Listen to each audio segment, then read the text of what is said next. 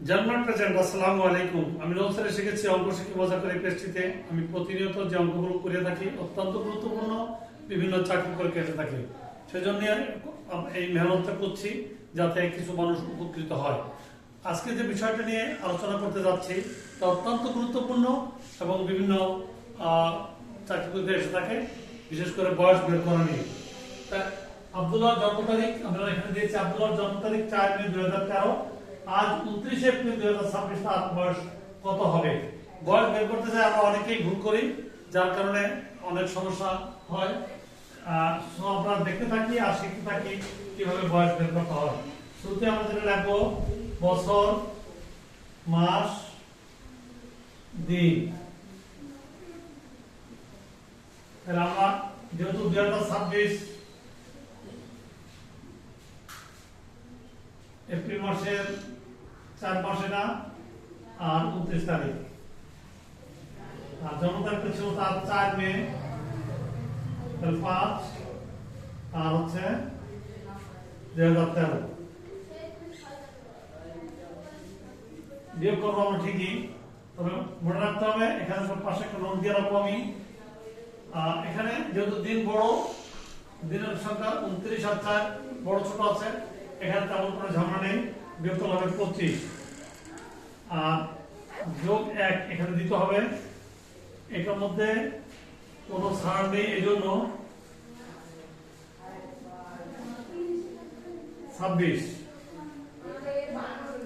আমার পাশে একটু নোট দিয়ে নেই।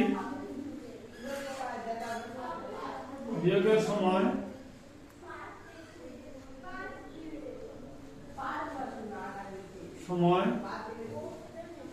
জন্ম তারিখ বাদ পড়ে যায়, তাই 1 যোগ করা লাগে। আর যেহেতু কোনো কিছু নেই, এখানে যেহেতু আমাদের 4 মাস নিচে আছে 5 মাস, সুতরাং এখান থেকে 1 মাস আমরা হরণ দেবো, তাহলে 5।